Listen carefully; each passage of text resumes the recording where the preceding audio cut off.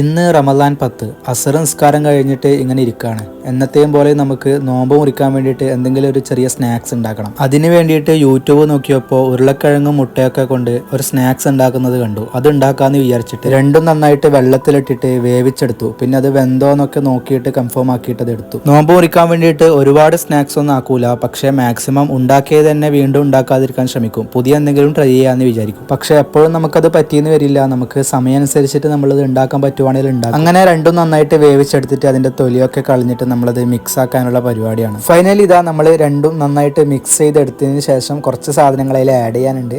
പച്ചമുളക്, ഉപ്പ്, മുളക് പൊടി, മഞ്ഞൾപ്പൊടി, കുരുമുളക്, അങ്ങനെ കുറച്ച് സാധനങ്ങളൊക്കെ ആഡ് ചെയ്തിട്ട് അതിലേക്ക് ചെറുതായിട്ട് അരിഞ്ഞ ഉള്ളിയും ചതച്ചിട്ട് അതിലേക്ക് അങ്ങ് ഇട്ട് കൊടുത്തു. അങ്ങനെ ഇട്ട സാധനങ്ങളൊക്കെ ഒന്നുകൂടെ അങ്ങ് മിക്സ് ചെയ്തിട്ട് കോൺഫ്ലവർ കിട്ടിയില്ല. അങ്ങനെ കോൺഫ്ലവറിൻ്റെ പകരം നമ്മൾ മൈദ ഇട്ടിട്ട് നന്നായിട്ട് വീണ്ടും മിക്സ് ചെയ്തിട്ട് ഇതുപോലെ ഉണ്ടാക്കി വെച്ചിട്ട് ഇനി എണ്ണയിലിട്ടിട്ട് പൊരിക്കാനുള്ള പരിപാടിയാണ്. അങ്ങനെ എല്ലാം സെറ്റ് ചെയ്ത് വെച്ചു. പാനിലേക്ക് എണ്ണ വെച്ചിട്ട് എണ്ണ ചൂടാവാനുള്ള കാത്തിരിപ്പാണ് നിങ്ങൾ ഈ കാണുന്നത്. ഫൈനലി എണ്ണ ചൂടായെന്ന് നോക്കിയപ്പോൾ എണ്ണ നന്നായിട്ട് ചൂടായിട്ടുണ്ട്. നമ്മൾ കുഴച്ച് വെച്ച മാവ് അതിലേക്ക് പൊരിച്ചെടുക്കാൻ വേണ്ടിയിട്ട് ഇട്ട് കൊടുക്കുകയാണ്. കുറച്ച് പേരൊക്കെ ചോദിച്ചിട്ടുണ്ട് ജപ്പാനിലെ അടുത്ത് പള്ളിയൊന്നുമില്ല, നോമ്പ് തുറക്കൊക്കെ പോയിക്കൂടെയെന്ന്. അപ്പോൾ നമുക്ക് അടുത്തുള്ള പള്ളി അരമണിക്കൂർ 3/4 മണിക്കൂറൊക്കെ ട്രാവൽ ചെയ്യാനുണ്ട്.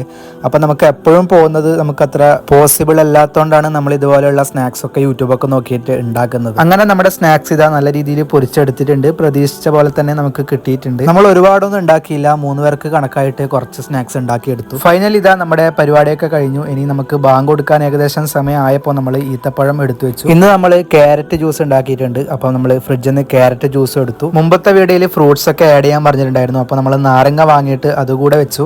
അങ്ങനെ ഇതാ നമ്മളെ ഗ്ലാസ്സിലേക്ക് ജ്യൂസ് ഒക്കെ വെച്ചിട്ട് ഏകദേശം നോമ്പ് മുറിക്കാനുള്ള സമയമായി. അങ്ങനെ എല്ലാം ഇതാ റെഡിയാക്കി വെച്ചിട്ടുണ്ട്. ഫൈനലി സമയമായി ബാങ്ക് കൊടുത്തപ്പോൾ എല്ലാവരും നോമ്പ് തുറന്നു. അപ്പോൾ അത്രയേ ഉള്ളൂ. നമുക്ക് അടുത്തൊരു വീഡിയോ ആയിട്ട് കാണാം. ബൈ.